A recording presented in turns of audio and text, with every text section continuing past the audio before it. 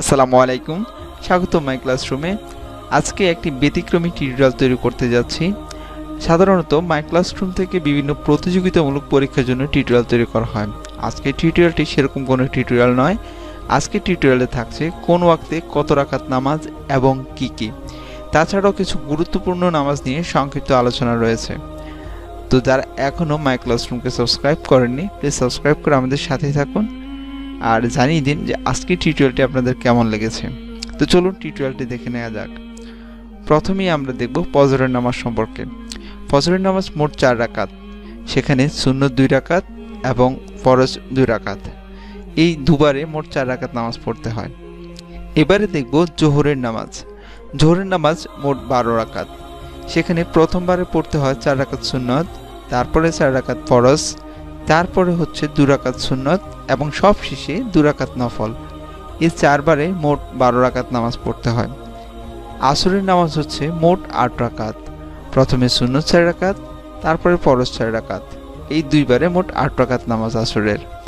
মাগরিবের নামাজ মোট 7 রাকাত, সেখানে প্রথমে ফরজ 3 রাকাত, তারপরে সুন্নত 2 রাকাত, তারপরে নফল 2 রাকাত। এই 3 বারে মোট 7 রাকাত নামাজ পড়তে হয়। ঈশার নামাজে মোট 15 রাকাত, সেখানে প্রথমে সুন্নত 4 রাকাত, ফরজ 4 রাকাত, তারপরে সুন্নত 2 রাকাত এবং তারপরে নফল 2 রাকাত, সবশেষে বিতর 3 রাকাত। এই মোট 15 রাকাত নামাজ পড়তে হয় 5 বারে। তারপরে আমরা দেখব জুমার নামাজ সম্পর্কে। জুমার নামাজ মোট 18 রাকাত, সেখানে প্রথমেই তাহিয়াতুল ওযু পড়তে হয় 2 রাকাত, তারপর দুখুলুল মসজিদ পড়তে হয় 2 রাকাত, তারপরে কাবলাল জুমা সুন্নত 4 রাকাত, তারপরে ফরজ 2 রাকাত, তারপরে বাদাল জুমা 4 রাকাত এবং ওয়াক্তি সুন্নত 2 রাকাত, সবশেষে নফল 2 রাকাত। এই মোট 7 বারে 18 রাকাত নামাজ পড়তে হয়। এবার দেখব তাহাজ্জুদ নামাজ নিয়ে। তাহাজ্জুদ নামাজ আমরা সবাই জানি খুব বরকতময় নামাজ। এই নামাজ মোট 8 রাকাত, যদিও 8 রাকাত বলা হয়, চাইলে আরও বেশিও পড়া যায়, আরও কমও পড়া যায়। প্রতিবারে 2 রাকাত করে 4 বারে মোট 8 রাকাত। সর্বনিম্ন 4 রাকাত পড়া যায় এবং সর্বোচ্চ নিজের ইচ্ছে মতো পড়া যায়, সমস্যার কিছু নেই। তাহাজ্জুদ নামাজের সময় হচ্ছে এশা থেকে ফজরের মাঝামাঝি সময়ে তাহাজ্জুদ নামাজ আদায় করতে হয়। এবার সালাতুদ দোহা, সেটা হচ্ছে সর্বোচ্চ 12 রাকাত। 2 রাকাত 2 রাকাত করে আপনি 6 বারে 12 রাকাত পড়ে নিতে পারেন, তবে সর্বোচ্চ 12 রাকাত নির্দিষ্ট নয়, আপনি ইচ্ছে মতো পড়ে নিতে পারেন। এটি পড়তে হয় ফজর থেকে জোহরের মাঝামাঝি সময়ে। ফজরের পরে সূর্যটার পরেই নামাজটা পড়ে নেওয়া যায়। তারপরে রয়েছে সফরের নামাজ। এটি মোট 2 রাকাত, সর্বোচ্চ 2 রাকাত পড়তে হয়। অর্থাৎ সফর থেকে কোথাও গেলে, বাড়ি থেকে কোথাও গেলে সেখানে পৌঁছে 2 রাকাত নামাজ পড়ে নিতে হয়, অথবা সফর থেকে বাড়িতে ফিরে আসলে 2 রাকাত নামাজ পড়ে নিতে হয়। সেটি হচ্ছে সফরের নামাজ। এবার হচ্ছে সালাতুল হাজাত। সালাতুল হাজাত মোট 2 রাকাত নামাজ। এটা কেন পড়তে হয়? সেটা পড়তে হয় কারো মনো ইচ্ছা পূরণের জন্য। আপনার আলাদা কোনো মনের ইচ্ছা বাসনা থাকলে সেটি পূরণের জন্য সালাতুল হাজাত পড়তে পারেন। সালাতুল হাজাত পড়ার জন্য কিছু নিয়ম রয়েছে। সেটা হচ্ছে পাক পবিত্র হয়ে দোয়া, ইস্তিগফার ও কয়েকবার দুরূদ শরীফ পড়ে একাগ্রতার সঙ্গে 2 রাকাত নফল নামাজ পড়তে হবে।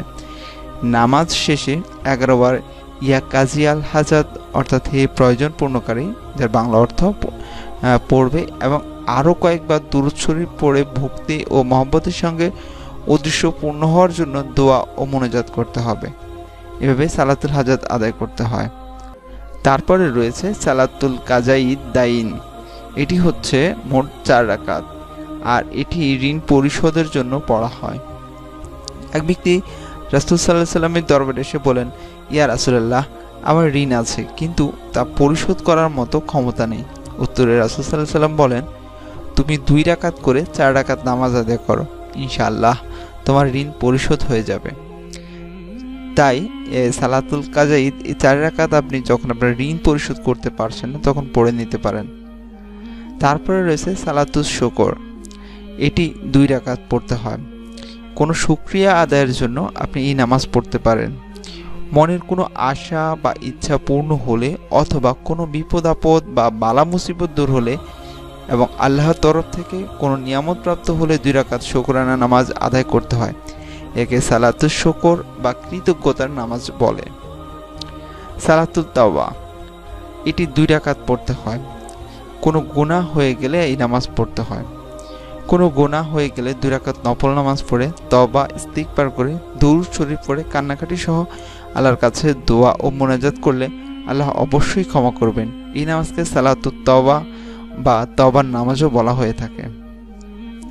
সালাতুল মাতার, এটি পড়তে হয় 2 রাকাত। নেকি লাভের জন্য বৃষ্টির সময় সালাতুল মাতার পড়তে হয়। রাসূলুল্লাহ সাল্লাল্লাহু আলাইহি ওয়াসাল্লাম বলেছেন, আকাশে মেঘ দেখে যদি কোনো ব্যক্তি 2 রাকাত নফল নামাজ পড়ে, আল্লাহ তাকে বৃষ্টির প্রতি ফোঁটায় 10টি করে নেকি দান করবেন। বৃষ্টির পানিতে গাছপালায় ও তৃণলতায় যত পাতা গজাবে, প্রতি পাতার বিনিময়ে তাকে আরও 10টি করে নেকি দেওয়া হবে। সুতরাং বোঝাই গেল সালাতুল মাতার কত গুরুত্বপূর্ণ একটি নামাজ। তারপরে রয়েছে সালাতুল নাওম, এটি মোট 2 রাকাত পড়তে হয়। ফজিলতপূর্ণ এই নামাজ পড়তে হয় শোয়ার পূর্বে। রাসূলুল্লাহ সাল্লাল্লাহু আলাইহি ওয়াসাল্লাম বলছেন, যে ব্যক্তি শোয়ার আগে 2 রাকাত নামাজ পড়ে তার জন্য 1000 দিনার স্বর্ণমুদ্রা ও 1000 জামা কাপড় অর্থাৎ পোশাক দান করার চেয়ে উত্তম। যদি সম্ভব হয় আমরা অবশ্যই শোয়ার পূর্বে সালাতুল নাওম আদায় করে নেব। তারপর রয়েছে সালাতুল সাকরাতুল মউত, এটি মোট 2 রাকাত পড়তে হয়। আমরা জানি যে মৃত্যু যন্ত্রণা খুব বেশি কঠিন। এই মৃত্যু যন্ত্রণা লাঘবের জন্য এই নামাজ পড়তে হয়। হাদিস শরীফে আছে, যে ব্যক্তি মাগরিব ও এশার মাঝখানে 2 রাকাত নামাজ আদায় করবে তার মৃত্যু যন্ত্রণা কম হবে। তো এই পর্যন্তই ছিল। এতক্ষণ পর্যন্ত যারা আমাদের সাথে ছিলেন সবাইকে ধন্যবাদ জানাচ্ছি। আশা করছি টিউটোরিয়ালটি ভালো লেগেছে। যদি আমাদের কোথাও ভুল হয়ে থাকে প্লিজ আমাদেরকে সেটা ধরিয়ে দিবেন, কমেন্টস করবেন আমাদের ভুলগুলি।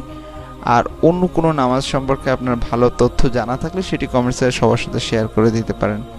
ভিডিওটি ভালো লাগলে চ্যানেলটিকে সাবস্ক্রাইব করবেন, লাইক করবেন। ভালো থাকবেন। আসসালামু আলাইকুম।